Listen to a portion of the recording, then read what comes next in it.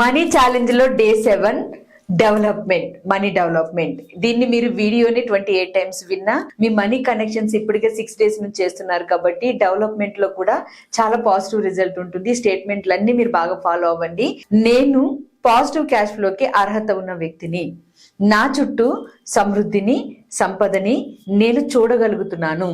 నా ఆదాయం, సంపద రోజు రోజుకి అభివృద్ధి చెందుతుంది.